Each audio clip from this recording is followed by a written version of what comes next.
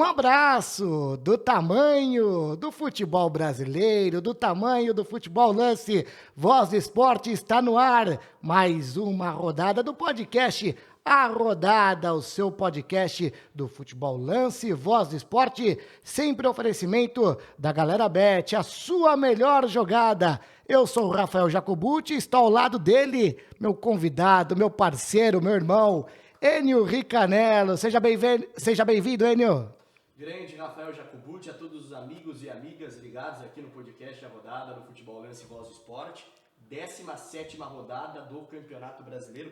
Pegou fogo, Jaco. Pegou fogo. Foi super legal e hoje nós temos tapete vermelho para receber uma senhora presença aqui, né? Tapete vermelho porque tem uma grande história no futebol brasileiro, principalmente no Esporte Clube Corinthians Paulista. Mas antes, vamos passar a rodada do Campeonato Brasileiro, 17ª rodada do Campeonato Nacional, que teve início neste último sábado, no empate sem gols entre Internacional e Atlético Paranaense. Atlético Paranaense Internacional na Arena da Baixada, 0-0. O Flamengo venceu o Coritiba no Mané Garrincha por 2-0. O Avaí, na Arena Ressacada, venceu o Santos por 1-0. O Ceará venceu o Corinthians por 3-1 de virada, rapaz. Lá no jogo dos golaços, podemos dizer. O empate sem gols entre Juventude e Goiás, São Paulo e Fluminense 2-2, Botafogo 0, Atlético Mineiro 1, Galo é o novo líder do Campeonato Brasileiro, Atlético Goianiense e Fortaleza, o Fortaleza venceu o Atlético Goianiense por 1-0, o América Mineiro foi derrotado do Red Bull Bragantino por 3-0 e o jogo desta segunda-feira no Allianz Parque, Palmeiras e Cuiabá, o Palmeiras que precisa vencer para voltar à liderança do Campeonato Brasileiro. Vamos passar a tabela do Campeonato Brasileiro desta 17ª rodada. O Atlético Mineiro é o líder de forma parcial com 31 pontos, o Palmeiras é o vice-líder com 30, o Corinthians é o terceiro colocado com 29, mesma pontuação do Internacional, fechando o G4 do Campeonato Brasileiro com 29 pontos. Na quinta colocação, Fluminense com 28, mesma pontuação do Atlético Paranaense, sexto colocado, sétimo colocado o Flamengo com 24 pontos, o Red Bull Bragantino com a mesma pontuação, oitavo colocado, mesma pontuação também do São Paulo Futebol Clube. Na 10ª colocação, Santos com 22 pontos, o Botafogo na 11ª com 21, mesma pontuação de Avaí, 12º, e Goiás na 13ª colocação, assim também como o Vozão, o Ceará, 14º colocado com 21 pontos conquistados. Já na 15ª colocação, o Cuiabá com 19 pontos, mesma pontuação do Coritiba com 19, e entrando no Z4, na zona da confusão, como gosta de dizer o professor Vanderlei Luxemburgo, o América Mineiro com 18 pontos, é o 17º, 18º é o Atlético Goianiense com 17 pontos, o Fortaleza é o 19º com 14 pontos e o Juventude é o 20º colocado com 13 pontos. Começando com os melhores momentos, trazendo os gols da rodada, você vendo aí o jogo entre Flamengo e Coritiba, a vitória do Flamengo por 2-0, numa sequência boa do técnico Dorival Júnior, né, Rica? Numa partida que o Coritiba não viu a cor da bola. Não chegou a chutar nenhuma bola no gol do Flamengo. Exatamente, com a Arrascaeta jogando fino na bola, o Pedro voltando a marcar, aí você está vendo o Bissoli marcando o gol de pênalti, o gol que deu a vitória para cima do Santos. O Santos está numa situação complicada, né? Numa crise sem tamanho. Dentro e fora dos gramados, dentro e fora dos campos. A situação do Santos é realmente muito complicada. E aí você está vendo os gols de Ceará e Corinthians, a vitória do Ceará diante do Timão, um golaço do Roger Guedes, bateu bonito de perna direita. Oi? Isso daí é pra estar em galeria de arte, viu? Esse chute do Roger Guedes é uma coisa espetacular. E esse do Bruno Pacheco, hein? Falhou o Donelli ou não, Rica? Essa bola é difícil de defender, né? Complicado, né? Também um golaço do Vina, pegando de fora da área, esse não tem como. Você pode colocar 2 goleiros ali embaixo da meta, não pega essa bola. No ângulo direito do Donelli, que é um bom goleiro, e depois o Kleber, que tomou o terceiro amarelo, não joga o próximo confronto, marcando esse golaço também, terceiro gol da vitória do Ceará diante do Corinthians, o Corinthians que tinha tudo para voltar à liderança do Brasileiro, né, Rica? A gente começa a analisar os pontos perdidos no meio do caminho, né? Fazem muita falta, principalmente para o Corinthians agora nessa reta final de primeiro turno. E nesse, na minha visão, foi o melhor jogo da rodada até o momento, hein? Fluminense e Jogaço. São Paulo, um jogaço no Morumbi, um golaço do André, depois o São Paulo chegou ao gol de empate com o gol do Luciano, cruzamento do Igor Gomes, bola desviada e o Luciano no contrapé do Fábio. E que partidaça, hein? E aí mostra também uma deficiência do Fluminense, né? Uma defesa muito baixa de estatura e a falha de marcação o Luciano não perde, né? Voltou a fazer gols e tá balançando as redes do Luciano.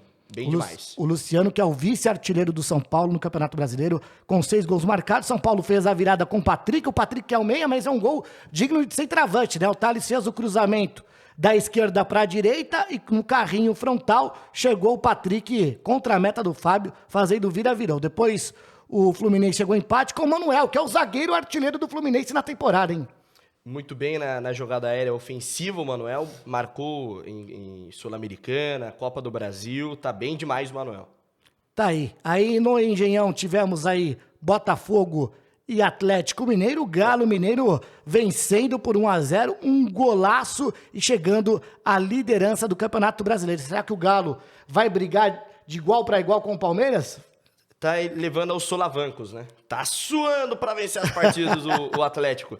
E aí o Botafogo realmente numa situação complicadíssima no Brasileirão. Vai lutar realmente ali pela permanência, não tem jeito. E o Leão do Pici, o Fortaleza, voltou a vencer no Campeonato Brasileiro, depois queda na Copa Libertadores da América, venceu o Atlético Goianiense fora de casa, confronto direto no Z4, 1-0, é a equipe do Pablo Vojvoda. Eu acho que dá para resgatar, né, esta má campanha que iniciou no primeiro turno a equipe do Fortaleza, para quem sabe buscar voos maiores no Campeonato Brasileiro. Agora você está vendo aí a vitória do Red Bull Bragantino por 3-0 diante do América Mineiro, fora de casa. É um massa bruta também que, na minha opinião, Rick, eu não sei na sua, eu acho que vai brigar pelo G6 do Campeonato Brasileiro. Sim, não dá para pensar em outra coisa para o Red Bull Bragantino nesse momento, né? Eu que sou da região de Bragança Paulista, posso falar que os ânimos estão lá em cima para essa temporada. O Bragantino só tem um Campeonato Brasileiro para disputar e imagino que realmente vai chegar na Copa Libertadores e fazendo boa campanha, retomando o caminho das vitórias aí o Bragantino. Não fez uma boa campanha na Copa Libertadores da América, priorizou a competição, saiu precocemente também na Copa do Brasil e vem ganhando espaço, ganhando aí vitórias neste Campeonato Brasileiro. Bem, você pode acompanhar isso e muito mais nas redes sociais do Lance, os gols da rodada, desta 17ª rodada do Campeonato Brasileiro. Agora é hora e vez de apresentar o nosso convidado, que é uma honra tê-lo aqui com a gente, doutor Joaquim Grava. Seja bem-vindo ao podcast A Rodada, sempre um prazer, uma honra ouvi-lo, e é uma aula de futebol, uma aula de vida que vamos ter aqui com o senhor. Obrigado, Rafael, obrigado ao Enio pelo convite, um abraço a todos que estão nos assistindo e muito obrigado pelo convite. Doutor, para a gente iniciar o nosso bate-papo, o quanto é importante a medicina no futebol? A medicina hoje não, ela sempre teve uma importância muito grande no futebol, né? Só que a medicina dentro do futebol teve uma evolução muito grande, né?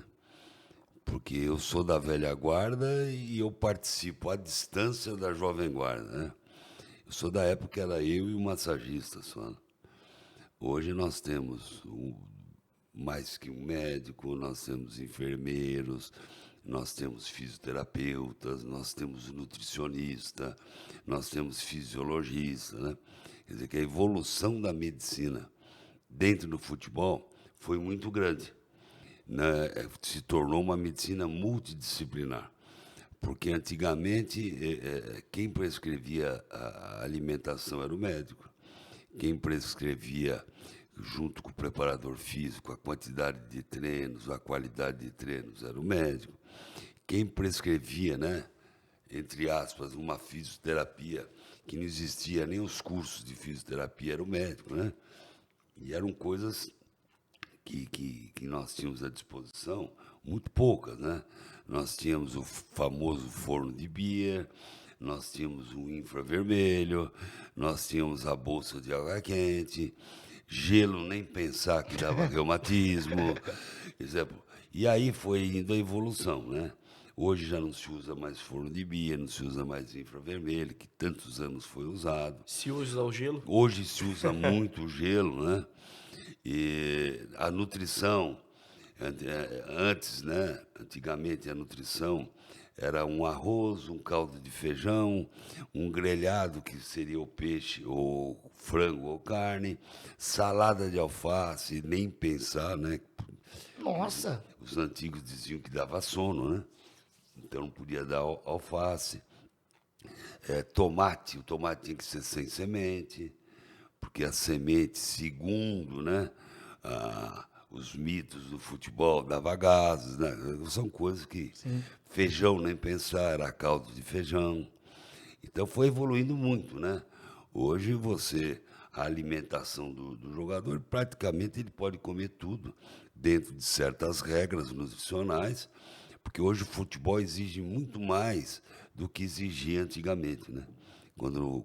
Pelo menos eu comecei no futebol em 1978. Tá certo. Rica, sua pergunta ao Dr. Joaquim Grau. Essa introdução foi super importante porque, realmente, hoje o futebol exige ainda mais. O nosso calendário aqui no Brasil é uma coisa de louco, né, doutor?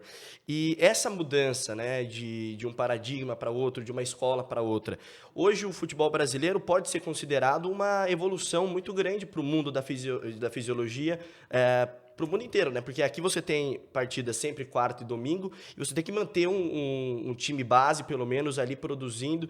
É realmente uma escola que inova, né? A escola brasileira. Porque veja bem, Enio, o problema no futebol brasileiro não é só o calendário, entendeu? Por exemplo, o calendário que eu digo, o número de jogos ou o número de campeonatos. O problema do futebol brasileiro também é a logística do futebol brasileiro. É um país continente, né, doutor? É uma coisa... E você não pode querer comparar, como várias pessoas comparam, um campeonato na Europa. Você vai da Alemanha para a Suíça, você vai em 1h30 de trem, você está lá quietinho, não tem aeroporto, não tem nada. Geralmente o clima não existe diferença, né? Você sai com frio aqui de São Paulo e vai jogar com calor no Ceará. E vice-versa, né? Isso não é só para quem sai de São Paulo, para quem sai lá de cima também. Viagens, né? Você pega a viagem, a logística. Você imagina, é que é difícil, né? O que o Fortaleza, se não teve avião fretado, e muitas vezes até com avião fretado, teve problemas para disputar a Libertadores. Sim. Porque você não tem um voo direto de Fortaleza para Colômbia, você tem que descer em São Paulo ou Rio de Janeiro para viajar. Quer dizer, quando você faz a tabela do futebol, e quem faz, né, a comissão que faz, deveria pensar nessa logística. E eu participei de um campeonato há alguns anos, né, que era aquele campeonato que tinha mais de 60 times. Mas aquele campeonato era mais lógico. Porque você ia jogar no Nordeste, você já ficava pelo Nordeste. Você fazia 4 jogos direto no Nordeste. Então, eu acho que quando é feito a tabela da Libertadores, né, que hoje está em grande evidência, todos os clubes querem disputar, não é que nem antigamente, e do futebol brasileiro, e também da Copa do Brasil, você deveria ver essa logística de viagens também, que faz parte do campeonato. E, doutor, o podcast A Rodada é um podcast voltado ao Campeonato Brasileiro. Quantos títulos no currículo? Campeonato Nacional. Faz no currículo É. nacional? Brasileiro. Brasileiro 90, 98, 99, é isso, né? Isso. Tri brasileiro do Corinthians. 2000, né? 2000. 2004. 2005. 2005. Não, 2005 eu não estava no Corinthians. Não. Eu estava no Santos. E aí vem todos os outros dessa... Quer dizer, dá o quê? Uns 10, por aí? Caramba, doutor. E, assim, qual a história que você guarda com carinho em relação à competição? Uma história que você pode contar desse tricampeonato do Corinthians, podemos dizer, no qual o senhor tem um vínculo maior dentro do clube? No brasileiro ou qualquer competição? No Corinthians, dentro do Corinthians, dentro da competição. Olha, uma coisa que me marcou muito, numa disputa de título, né, foi nós tivemos um jogo na final do Campeonato Mundial de 2000. O Rincon tinha uma lesão na coxa, praticamente estava vetado do jogo, só que o Rincon era o capitão da equipe, né? E ele já estava com um problema também de contrato ali na véspera da decisão. E eu levei um colega, o Alexandre, para o Rio de Janeiro, para fazer até um ultrassom. Me mostrou, era uma lesão não tão grave. E aí eu pensei, pô, o Rincon é o capitão da equipe, né? O jogo final, seja, vamos lá. Aí eu conversei com o Fred, fui lá no quarto do Fred, falei, Fred, você tem uma lesão assim, assim, assim, assim, na coxa esquerda. E o Fred era destro, né? Falei, topa aí pro jogo? Só que com a perna esquerda você só vai bater de chapa. Você não pode bater de 3 dedos nem de biquinho, senão esse músculo vai sentir. Falou, não. Ele me chamava de pai. Não, pai, vamos embora pro jogo. Quer dizer, são coisas que pouca gente sabe, né? E ele foi. Foi até o final do jogo. Sabia controlar a bola, não chutava com a perna esquerda, só com a direita, né? E é uma das coisas interessantes que eu lembro na minha época, de quando a gente trabalhava no futebol. Eu lembro uma época também que o Viola teve uma fratura na mão. E naquela época, esses imobilizadores que nós temos hoje, não tinha praticamente, né? Você tinha sob medida. E o Viola precisava jogar.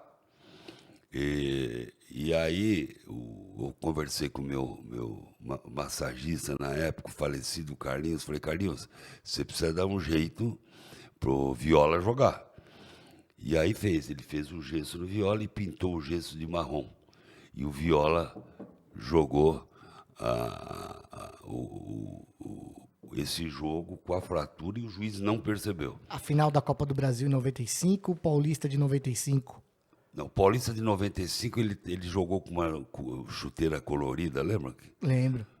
Essa chuteira colorida ele jogou porque ele tinha um abscesso muito grande no dedo. Jesus. Porque antigamente não tinha, inclusive eu coloquei o podólogo no futebol a partir disso. Porque eles iam fazer a unha em qualquer podólogo que não tinha experiência.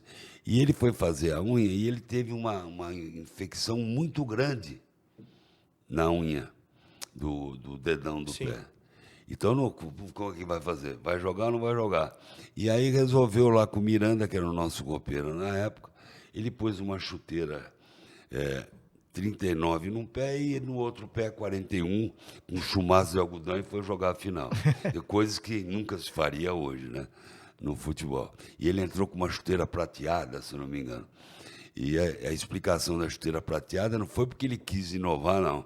É porque foi por necessidade, por causa do dedo inflamado. São os macetes que ganham títulos, né, Ricardo? Absurdo. Não, antigamente se fazia muito isso. Fazia. Hoje é muito difícil você fazer isso. Você não tem muita colaboração do atleta. Existem atletas hoje que colaboram e existem atletas que não colaboram. Tá? E hoje tem todo aquele envolvimento da comissão, né? Hoje o médico, para opinar, geralmente a opinião dele não é muito ouvida, porque tem várias pessoas, tem muitas pessoas. Antigamente era eu, o massagista e o treinador. Hoje, para chegar num treinador, você tem que falar com fulano de tal, fulano de tal, fulano de tal, fulano de tal, fulano de tal. É um staff muito grande, né? É um staff muito grande. E eu vejo a importância do médico no futebol muito grande. E muitas vezes o médico está sendo desprestigiado no futebol. Isso é um sentimento que me chateia muito. Porque até hoje, se você tem um contrato, né, poucas pessoas sabem disso, de um atleta, 2 pessoas são responsáveis dentro de um clube. Quem assina o contrato para ir registrar numa federação é o presidente e o médico. Então, esse tipo de coisa está perdendo um pouquinho no futebol atual. A gente vê muito aí, porque o DM está cheio, sim, porque o departamento médico de São Paulo é fraco e não melhora ninguém. Mas, gente, médico não machuca ninguém. O médico está ali para resolver, né, doutor? Então, existe ainda na imprensa esse tipo de coisa, essa cultura na imprensa brasileira ainda do jornalismo. O médico cura. Sim. O O médico cuida, ele não machuca ninguém, ele não leva ninguém para o DM. Uma coisa, Covid, matou tanta gente, o médico foi culpado? Claro que não. Aqueles que deu para salvar, ele salvou. Então existe essa cultura ainda no futebol brasileiro e me chateia muito. Me chateia demasiadamente, porque alguns órgãos da imprensa ainda utilizam desse meio. Bom, o departamento médico do Corinthians não serve, o do São Paulo não serve, o do Palmeiras é fraco. Mas por que é fraco? Ele está lá para cuidar. Sim. Pode ter casos que você, fazendo um tratamento convencional, ou muitas vezes um protocolo próprio, você cura rápido. Tem coisas que você não cura rápido. Exemplo, eu vou dar um exemplo para você. Paulinho. O Paulinho teve uma lesão de ligamento cruzado anterior. Foi operado, foi dado um prognóstico de 6 meses para ele voltar a jogar futebol. Né? Após 6 meses. Eu vejo em certos lugares da imprensa esportiva, todos os jogos colocam o Paulinho como desfalque. Verdade. Todos os... Não, pode ver, o departamento médico, isso, o Paulinho está com desfalque. Aí eu vejo dos outros times. Inclusive eu vi ontem. E não deram o Arboleda como desfalque. E o Arboleda só vai voltar ao fim do ano que vem.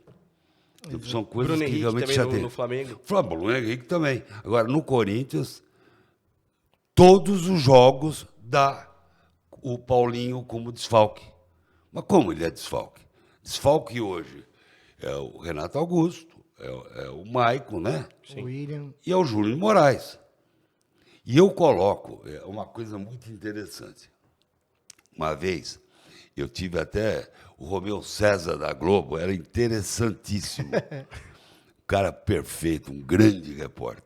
E naquela época a imprensa podia sentar e conversar, né? E eu estava no Parque São Jorge, sentado ali com o Romeu César, e tinha um jogador que eu tinha operado, o Ezequiel, do Corinthians, vendo o coletivo, junto com o Romeu César. Aí o Romeu chegou para mim e falou: Joaquim, por que o Ezequiel não joga? Por que ele está no DM ainda? Eu falei: Romeu, peraí, pô. Você tomou quantas ontem? Ele falou: por quê? Eu falei: Romeu, olha, quem está treinando ali? Ele falou: o Ezequiel. Mas ele está no DM? Não, não está. Você está perguntando para mim por quando? Vai lá perguntar para o treinador. Entendeu? Não sou eu que escalo o time, né? São certas culturas que tem na imprensa, né, que vem daquela época e tal. Eu tive uma com o Romeu também, com o Romeu César. Ele chegou para mim, um grande amigo, o Romeu César, se estiver nos assistindo, um abração. O Romeu chegou para mim e falou: Joaquim, o Luizão é dúvida? Eu falei: não. Pô, é mesmo? Não. Pô, não é dúvida. Foi embora. Chegou no Morumbi pro jogo, como, pô, você queria me acabar comigo, você é meu amigo. Eu falei: o que eu fiz? Você falou que o Luizão não era dúvida, e eu dei ele na escalação, ele não vai jogar. Eu falei: ele não era dúvida mesmo, ele já estava vetado. Você não perguntou dúvida do quê? Você que não ouviu eu falar com a imprensa. São coisas do futebol, né? Que hoje não existe também, porque a imprensa não participa mais, né? Hoje, infelizmente, não tem o contato assim tão Nenhum, próximo, né? Não tem mais esse diálogo. Doutor, você chegou a comentar, né? O tratamento não convencional, o médico que pensava fora da caixa para tentar achar uma solução mais rápida para recuperar o jogador. Caso do Marcelinho Carioca, da década de 90, uma cirurgia e um tratamento inovador dentro do esporte. Queria que você contasse um pouco mais essa cirurgia no pubis do Marcelinho, que deu condição de jogo para o Marcelinho Carioca naquela época. Não, foi uma coisa interessante. Porque a partir da Copa de 1986, no mundo isso, né? O futebol se tornou mais físico. Né? A Copa de 86, disputada no México, o futebol se tornou mais físico, né? Participação maior dos alas, né? Apesar que você recorda que o Carlos Alberto fez um ala em 70, mas não era convencional isso. e começaram a aparecer as dores no pubis. Então, uns achavam que era da próstata, outros achavam que era disso, era daquilo e tal. E aí eu fui pesquisar, eu fui estudar, eu vi que era um desarranjo da musculatura abdominal com a musculatura adutora da coxa, da virilha. Comecei a estudar biomecânica e vi. E até que descobri que esse desarranjo levava a dor no pubis e a pubalgia. E eu comecei, junto com o urologista João Yamamoto, a fazer cirurgias no pubis para liberar essa musculatura.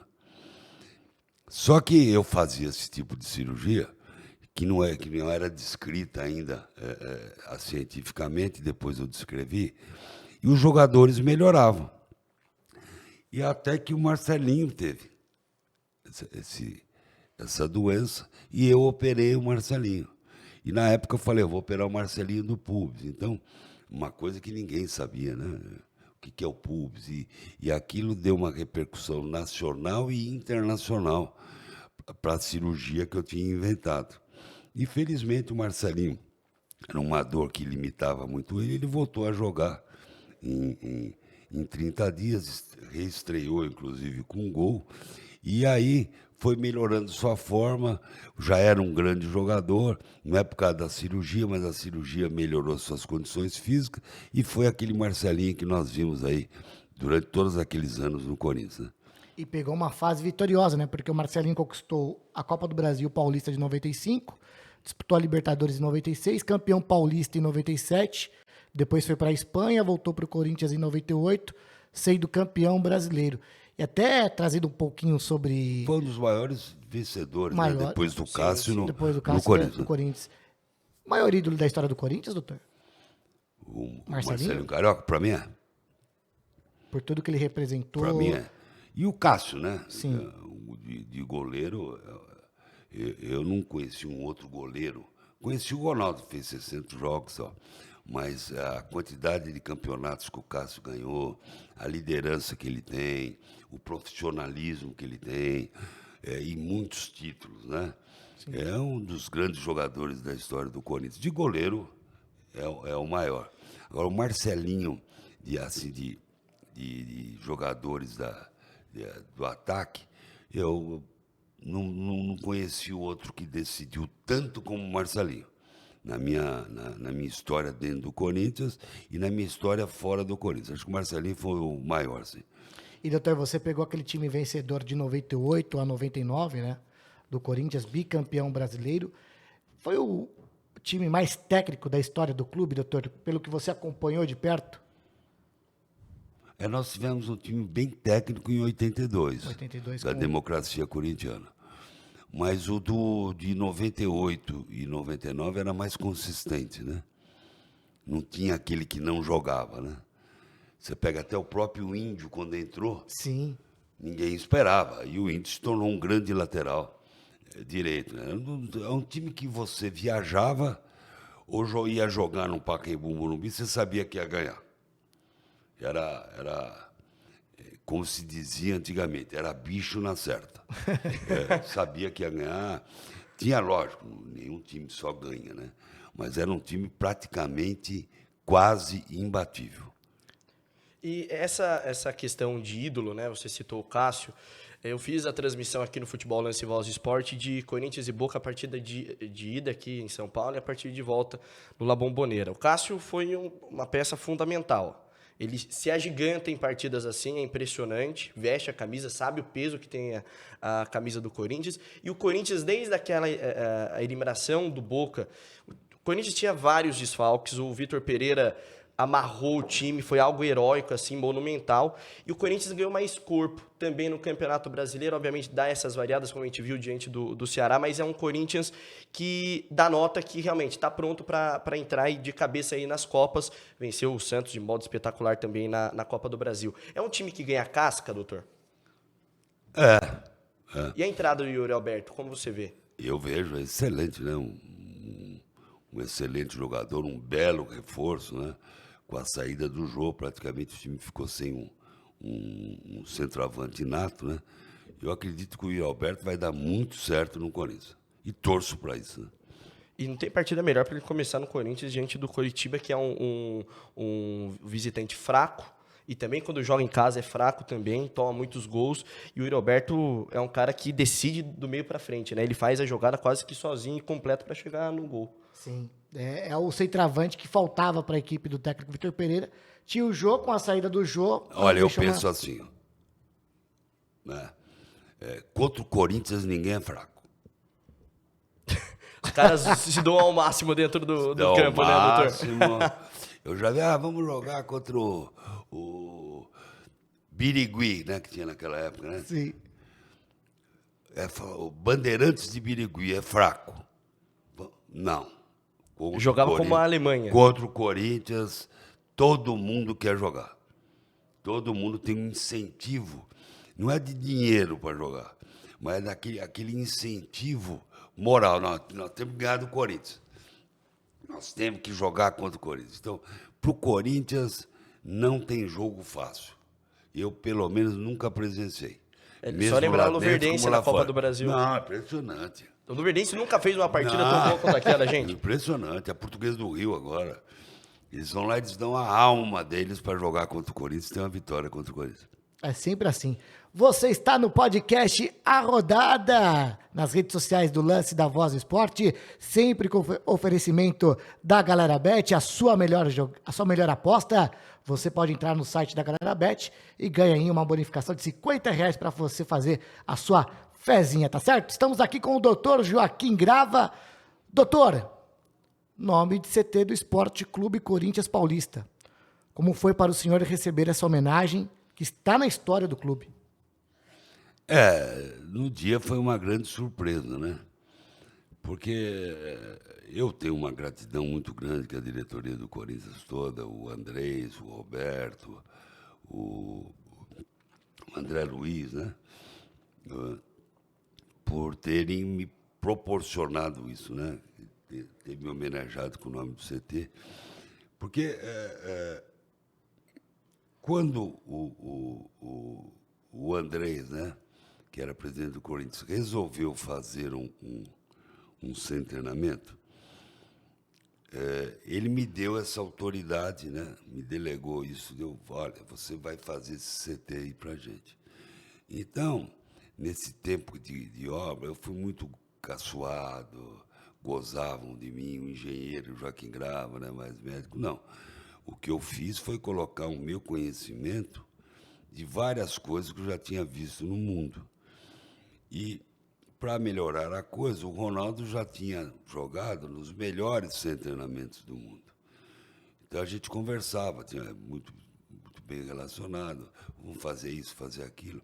Então, eu fiquei acompanhando. Eu doei 3 anos da minha vida a fazer aquele centro de treinamento do Corinthians, que eu acho que é uma coisa que vai ser para o resto da vida, né?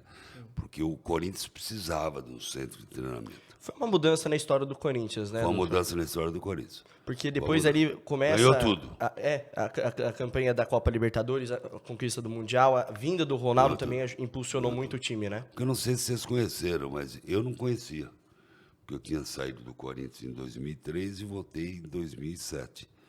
O centro de treinamento, que diziam que era centro de treinamento do Corinthians, lá no Parque São Jorge. Lá no Parque Ecológico. É um negócio vergonhoso, né? É uma vergonha. Era um container com chuveiro e diziam que era um centro de treinamento, né? Não tinha sentido aquilo, né? Não tinha nem lugar para a imprensa ficar, para jogadores se trocar. E eles se contentavam com aquilo.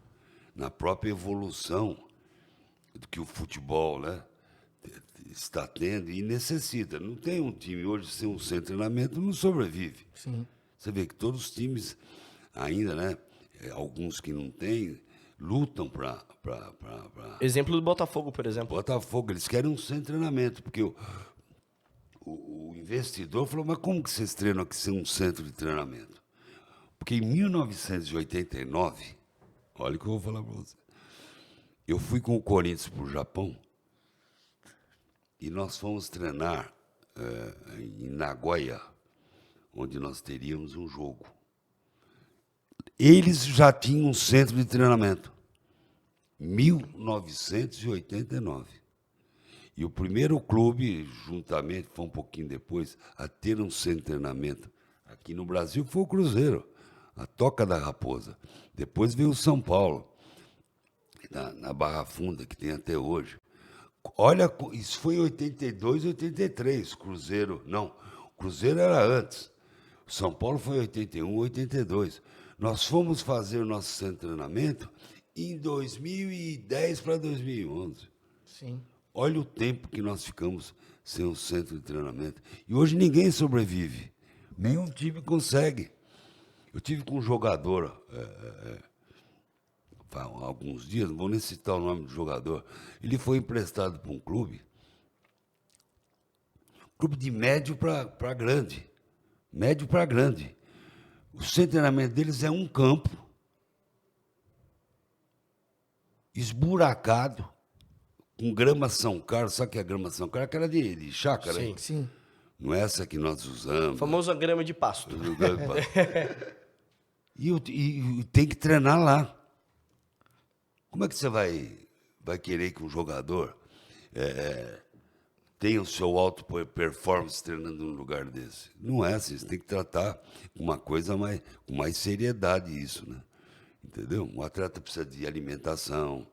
O atleta, ele treina. Ele precisa comer, ele precisa repor, ele precisa de um lugar para descansar. Você tem treino em 2 períodos. Então, esse centro de treinamento do Corinthians, principalmente pela localização, foi excelente. É um centro de treinamento que eu vou ser sincero para vocês. Hoje existem centros de treinamentos maravilhosos no Brasil, que não devem nada para clube europeu. E, doutor, o sonho Ronaldo, quando se tornou realidade, quando o senhor teve a percepção que teve a oportunidade de pintar no Corinthians em 2008? Foi numa ida para o Rio de Janeiro, através do Todé, do Djalminha e do Ricardo Rocha, que eu fui junto com o Andrés, né? E lá eu examinei o Ronaldo, eu vi que não tinha nada intraarticular, a cartilagem era normal. Eu falei, ó, você pode jogar mais 2 anos de futebol, 3 anos, né? Depende da evolução, fazer um trabalho e vamos embora. Você não precisa parar a carreira ou ir para Arábia, Emirados, fazer clínica e tal. E aí começaram as conversas. O Andrés, todo mundo conhece o Andrés ele, Sim.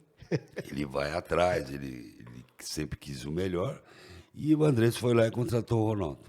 Lógico que ele fala até hoje nas entrevistas com o meu aval. Foi com o meu aval, mas quem foi lá e contratou o Andrés mesmo quem contratou o Ronaldo foi o Andrés. E o Ronaldo queria jogar no E Corinthians? sofri, viu? Isso que eu Porque todo mundo me cobrava que eu tinha errado, que ele não ia jogar mais bola, que ele não ia se recuperar, que o Corinthians tinha errado totalmente. E eu ouvia aquilo todo dia. E aí, isso aí, muita gente que tem na imprensa, ela não sabe da responsabilidade das coisas, que fala às vezes, né? E aí o frentista me cobrava. E, doutor, e aí? Você entrava num restaurante, e aí, doutor? Quando o homem vai Fala, jogar. calma, aí até que o homem voltou a jogar e jogou. Jogou. E jogou demais. Mas nunca esquece, né? É que nem andar de bicicleta, né? Não esquece. Aprendeu, não esquece. E é um gênio, né? É um gênio, o Ronaldo. Dá para afirmar que o Andrés Sanches foi o maior presidente da história do Corinthians, doutor? Olha, por tudo que construiu, né? É difícil, porque o Andrés construiu um CT, né? O Andrés deu início ao centro de treinamento do Amador. O Andrés foi a época do estádio, né? Sim. Peça preponderante para a construção do O jeito estádio. que ele pegou o Corinthians na época que ele entrou, né? Sim. A bicicleta no Corinthians não tinha um pedal só, não tinha o outro, né? Então ele, sem dinheiro, foi. Tivemos outros grandes presidentes, mas cada um com a sua época, né? Tivemos o Vicente Mateus, que é folclórico até hoje. Nós tivemos o senhor Roberto Pasco. Olha, eu passei por todo mundo. Valdemar Pires. Alberto do Alibe. Alberto do Alibe, que foi o que ficou bem mais tempo, né? Aí depois nós tivemos o Andrés, o Mário Gobi, o Roberto de Andrade, Andrés novamente, né? O Duílio agora que está fazendo um excelente trabalho, porque, na verdade, o trabalho do Duílio, ele tem um compromisso sério, né? Ele tem que reformular a equipe, deixar uma equipe novamente ganhadora, que é a pressão que ele sofre, e administrar que vários clubes têm também, né? Sim. Uma dívida e, pelo que eu tenho sentido, está fazendo uma gestão muito boa, que ele está conseguindo fazer as duas coisas, né? Ele está conciliando, não é igual o Santos, né? Ele está conseguindo fazer as duas coisas. E por falar em Santos, doutor, depois de tantos anos de Corinthians, aceitou o convite do Vanderlei. Fiquei 2 anos lá. Como que foi essa mudança? Porque o Vanderlei precisava, ele e o Marcelo Teixeira, reformular o departamento médico do Santos. E eu realmente eu fiquei 2 anos fora do Corinthians, fazendo consultorias e tal, né? Inclusive, eu fui para a China, fiquei 45 dias na China, orientando para centro de treinamentos para a Olimpíada. Tá? E aí eu fui para lá para fazer uma reformulação e tal. E gostei muito de trabalhar no Santos. Fui muito bem recebido. Tudo que eu pedi lá foi feito no centro de treinamento. Né? Feito não, melhorado no centro de treinamento. Ficou fantástico o centro de treinamento. Reformulei a parte de fisioterapia. Fiz lá um trabalho muito bom. Ajudou até na época do Pedrinho, né? O Santos. Pedrinho. Ajudou muito. Pedrinho fez 52 jogos lá. Nossa. 52 jogos sem ir para o departamento médico. E só dava departamento médico. Uma fase que ele pegou. Acho que ele chegou a jogar no Palmeiras antes. Né? Não conseguia jogar. Não conseguia jogar no Palmeiras na Série B, ele não conseguia ter. Santos, nessa época era o Filé, o fisioterapeuta que eu levei lá para o Santos. 52 jogos, eu tenho isso até hoje anotado. O Pedrinho fez sem entrar no departamento médico. Entrava lá para tomar um remédio, alguma coisa e tal, mas sem ficar no departamento médico. Doutor, o senhor passou pela seleção brasileira na comissão técnica do Vanderlei Luxemburgo, saiu quando o Luxemburgo deixou a seleção brasileira, até numa questão ética e honrosa do senhor. Mas, se eu tiver errado, me corrige, por favor. O tamanho da sua importância para a convocação do Ronaldo para a disputa da Copa de 2002. Não, eu não participei muito, não. Não participou muito? Não participei muito, não. Porque quando o Vanderlei saiu, eu, até por uma questão eu resolvi, eu falei, olha, ele que me trouxe, vou ficar aqui. Sim. Aí eu pedi para sair, eu nem sabia quem seria o outro treinador. Eu falei, o Vanderlei que me trouxe, eu tô indo tal. Eles aceitaram, né? Se eles não quisessem que eu saísse também, eles iam falar não, né? Mas aceitaram. O Runco, na época, foi extremamente ético, não queria que eu saísse. Mas eu participei com o Ronaldo lá, bastante tempo. Mas da Copa do Mundo, eu participei da cirurgia dele, né? Orientando a recuperação e tal. Mas da cirurgia, da Copa do Mundo, o grande responsável por ele participar da Copa do Mundo, na verdade, naquela época, até ele agradeceu, né? Foi o Filé e o Runco, né? O Runco que bancou a participação dele na Copa do Mundo. Se eu estivesse lá junto, eu bancaria também. Doutor, ainda sobre a seleção de 98 até 2001, período que o senhor ficou ali com o Vanderlei. O Vanderlei sempre foi um técnico top de linha.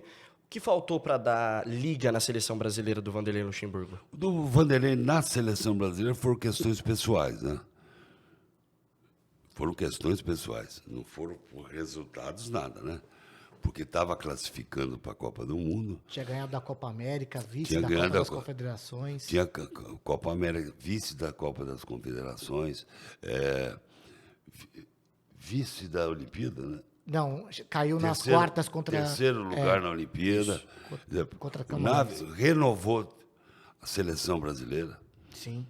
O Vanderlei fez uma renovação na seleção brasileira muito grande. Um projeto que ele faz normalmente em quase todos os clubes que ele participa. A questão dele foi que teve uma pressão muito grande naquela época da Globo, em cima do Vanderlei Luxemburgo, em cima da CBF, e aí eram questões pessoais, era secretária que desviou dinheiro, não sei se você lembra, dívida de imposto de renda. Entrou até numa CPI do futebol. CPI, até suspeitaram aquele negócio de droga, é um absurdo, né? Mas aquele negócio, né? Quem tem o poder da comunicação, a gente vê até hoje, pode destruir quem eles quiserem, né? E, doutor, falando sobre o Corinthians atual, né? O Vitor Pereira está tendo trabalho, dor de cabeça em relação às lesões que os jogadores vêm tendo no elenco corintiano. Como você já disse no início da entrevista, o calendário, ele machuca, ele sangra os clubes. E até quando o futebol brasileiro vai ficar refém desse calendário, na tua opinião? Eu acho que vai ser difícil mudar. Porque tem muita gente que participa disso que não sabe nem como funciona um clube. Eu fico, às vezes, abismado. Aquele fulano de tal é meu amigo. Eu ponho ele na CBF, eu ponho ele na federação. No Brasil não existe meritocracia. É difícil. Muitas vezes você tem seus méritos, mas existe ainda preferências pela amizade do que pelo mérito. Como quando muitas vezes você indica alguém para trabalhar, não, isso não serve, você sabe do poder que aquela pessoa tem, de conhecimento, de capacidade, não, mas eles não querem nem te ouvir, não. É mais de amizade, de relacionamento. O Brasil, infelizmente, vive assim ainda, que é diferente de vários países que você tem lá fora. Todo brasileiro que vai lá fora dá certo, a grande maioria dá certo. Por quê? Porque lá eles avaliam o mérito, né? Sim. Então...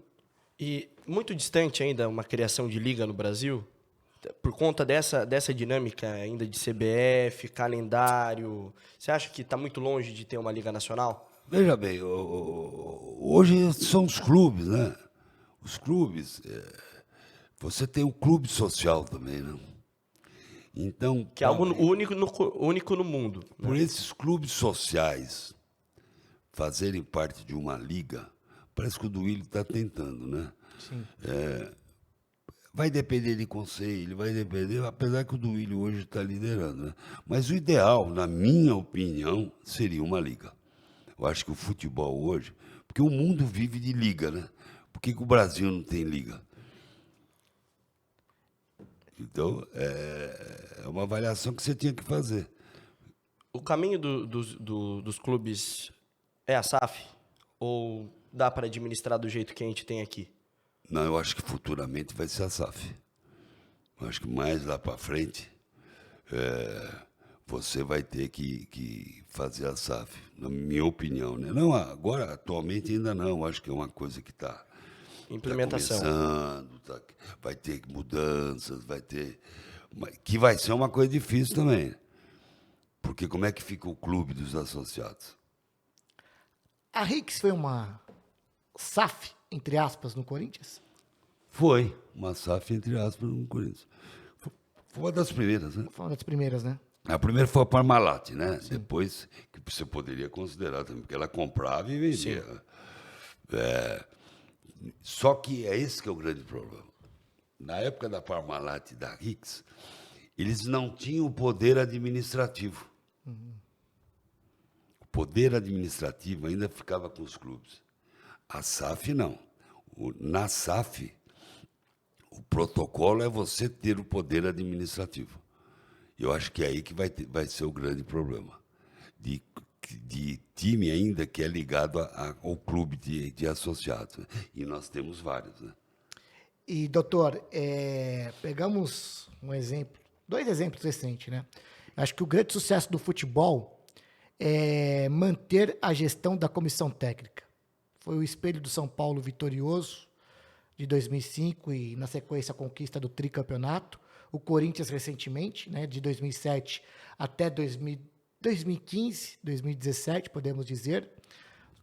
Tu enxerga dessa forma? Enxergo dessa forma. É o grande segredo mesmo para a equipe ter uma sequência boa, ter conquistas, bom rendimento, ter uma comissão técnica permanente e dar sequência ao trabalho. É isso que eu concordo com isso que você me falou. Mas hoje vários clubes já têm uma comissão permanente, viu? Sim. Mudou um pouco do que era. Antigamente, vão contratar o treinador X. Aí ele vinha e trazia 15 pessoas. Hoje já não. Hoje, lógico, o Vitor Pereira teve que trazer, porque é um trabalho, como o Abel trouxe, o Jorge Jesus trouxe, é um trabalho diferente, né? É um trabalho que eles têm a cultura deles, os métodos deles. Mas no Brasil parece que está mudando isso. Os clubes estão tendo agora o seu preparador físico, muitas vezes que é permanente, vem um outro preparador físico, ele se torna um auxiliar, mas ele ajuda. Departamento médico sempre foi, né? Nunca mudou, mas a parte de fisiologia, nutrição, parece que estão sendo permanentes. E antes para a gente caminhar para a reta final da nossa entrevista, como você está enxergando, o senhor está enxergando o trabalho do Vitor Pereira, do Abel Ferreira, dos treinadores estrangeiros no futebol nacional? Eu acho excelente, na minha opinião, pelo que eu vejo, né? Por exemplo, do Abel não participo, do Vitor Pereira, não é que eu sou consultor lá, então não participo diretamente do trabalho dele. Mas o que a gente vê em campo, vê os resultados, o que comentam dele lá dentro, é um trabalho excelente. Precisa tempo, não é assim. Não é só por causa dos desfalques, nada. Não. Para você implantar um sistema de trabalho que vai desde os treinamentos até da convivência, no futebol demora, como demora em outras coisas também da nossa vida. E o Abel Ferreira teve os mesmos problemas no início, se acertou e está fazendo um excelente trabalho, ninguém pode negar, né? Porque você precisa acostumar e aceitar a cultura que vem diferente. Porque Sim. A cultura do futebol europeu, de treinamento, de modo de jogar, é totalmente diferente do futebol sul-americano, não falo nem brasileiro. Tá certo, você está curtindo o podcast A Rodada, sempre oferecimento da Galera Bet. Você pode entrar no site da Galera Bet, que você vai ter R$50 para poder fazer a sua aposta. E vamos jogar aqui na tela já as odds, projetando a 18ª rodada do Campeonato Brasileiro. Nesta quarta-feira teremos Goiás e Fluminense às 7 da noite, pagando R$13,50 para o Goiás e R$13,25 para o Fluminense, 2,17 para o empate. Red Bull Bragantino e Fortaleza, 1,78 para o Red Bull Bragantino, 3,56 para o Leão do PC e 4,75 para o empate. Flamengo e Juventude, 1,36 para o Flamengo, 4,70 para o Juventude, 9,10 para o empate. Pode falar, Enio. Não, ali é 4,70 pro empate, 9,10 pro Juventude. Então peraí, então vamos voltar. Então me ajuda aqui, Enio. Ceará e Avaí, às 21h30, nesta terça-feira. Isso. 1,57 pro Ceará. 3,94 para o empate e 6,20 para o Avaí. Esse jogo é interessante. É interessante para aposta. Goiás e Fluminense, 13,50 para o Goiás, 13,25 para o empate, 2,17 para o Fluminense. Red Bull Bragantino e Fortaleza, 1,78 para o Red Bull Bragantino, 3,56 para o empate, 4,75 para o Leão do PC. Flamengo empate e gigante aí, hein? O empate, uma aposta boa. Flamengo e Juventude, 1,36 para o Flamengo, empate seria uma boa aposta. Não, e 9,10. Aposta mais no Juventude, porque você ganha mais. Né? Ganhar mais, Mas dá pra ganhar, será? Oi? Dá pra ganhar. Que é a famosa zebra, né? Mas o futebol tem dessas, hein? O futebol tem dessas. Tem dessas. Internacional e São Paulo, às 8h30 da noite, pagando 2,11 para o Internacional, 3,14 para o empate e 3,80 para o Tricolor Paulista. Vai apostar no São Paulo, hein? Vale Apesar que São Paulo tá cheio de desfalques, não irá contar com o Patrick, tomou o 3º cartão amarelo, muito provável. Não fala o Arboleda.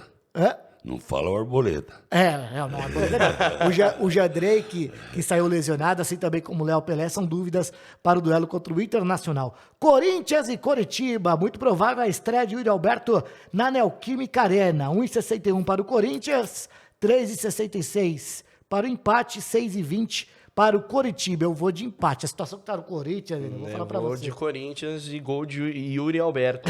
Se ele estrear, gol de Yuri Alberto. Santos e Botafogo, pagando 1,75 para o Santos, 3,67 para o Botafogo, para o empate, perdão, e 4,75 para o Botafogo. Botafogo seria uma grande aposta.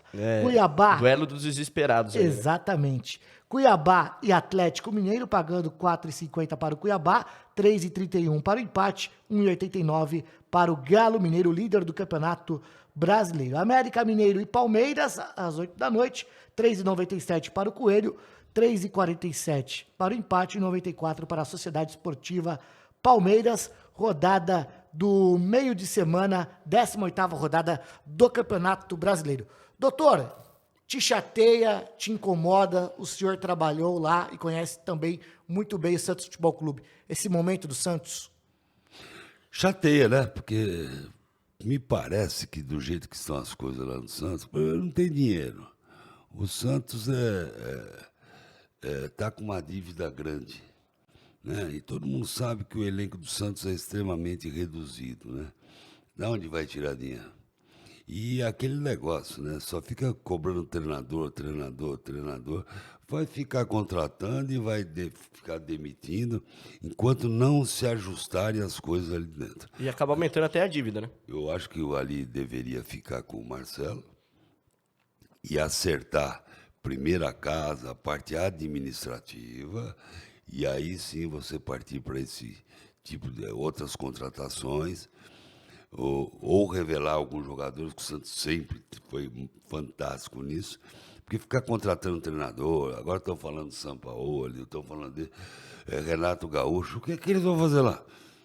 Não vai mudar muita coisa. Não vai mudar muita coisa, muito pelo contrário. Só vai estimular mais coisas erradas dentro da Vila Belmiro. Ricardo, fazendo ping-pong, uma minha, uma sua, para o doutor Joaquim Grava. Doutor, seu maior golaço na medicina?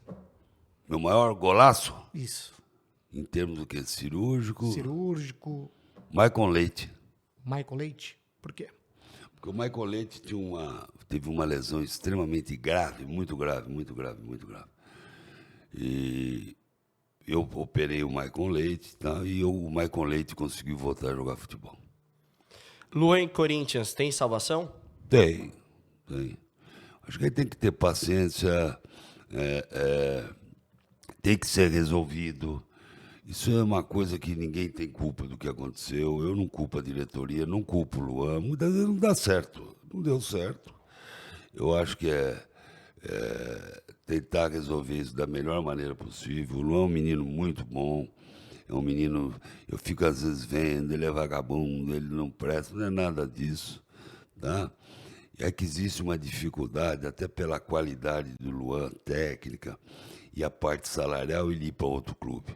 Mas eu acredito que o Duílio, o próprio Roberto, o Alessandro, eles estão preocupados com isso também e vão resolver isso da melhor maneira possível. Ou ele volta a jogar no Corinthians, que pode até ser, e se tornar aquele Luan que nós sempre vimos jogar. A emoção do Dr. Joaquim Grava ao ver um Grava vestir o mesmo manto. Um Grava? O Ivan Grava. O Ivan Grava, fantástico, né?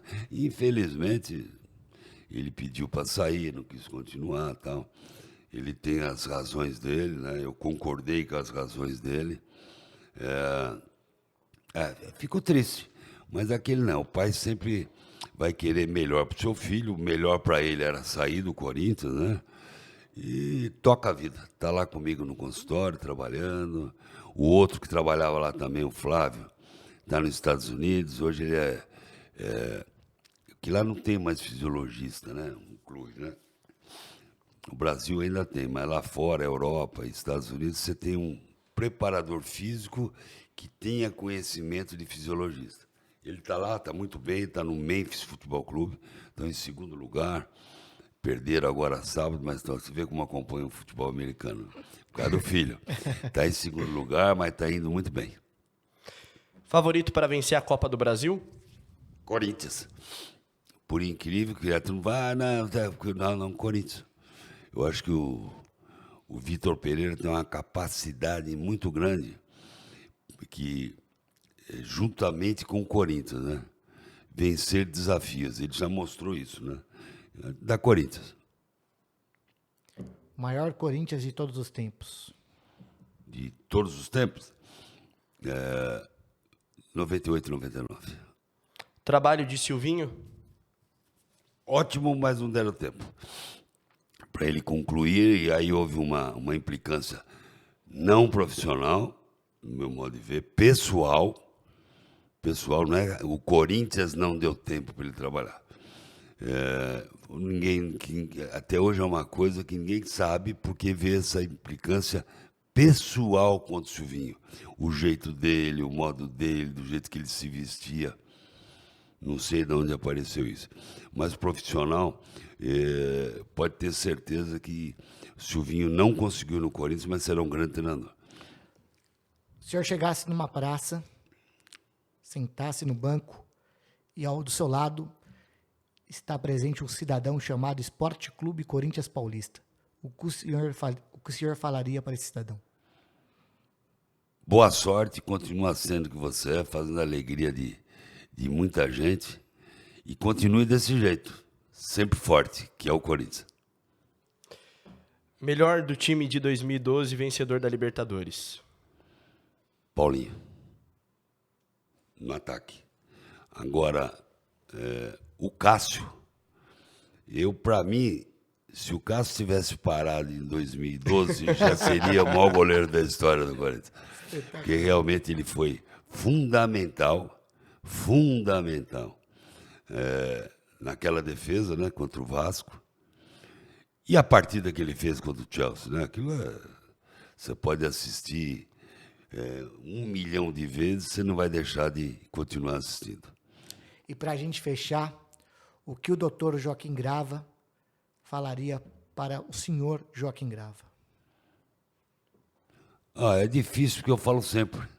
Estou falando sempre. Amém. Sempre para mim, agradeço a felicidade de ter vivido esses momentos no Corinthians, né? Não é que eu não viva hoje, eu vivo mais como torcedor do que como profissional, né?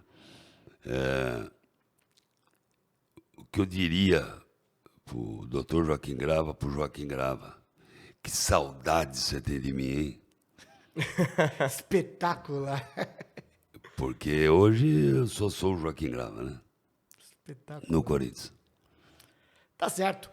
Esse é o podcast A Rodada, com essa figura emblemática do nosso futebol, no qual devemos muito ao senhor, viu, doutor? Pela evolução Obrigado. do futebol. Obrigado. E principalmente a medicina. A gente sempre termina o programa brindando. Opa! E vamos brindar a saúde. Obrigado, Que a saúde. cura junto com a medicina. Parabéns pelo podcast, muito bom. Eu que agradeço, doutor. Obrigado pela oportunidade, sempre um prazer e uma honra. E você teve uma aula de medicina, de futebol e principalmente de vida no podcast A Rodada, o seu podcast do Lance e também do Voz de Esporte, sempre oferecimento de Galera Bet, a sua melhor aposta.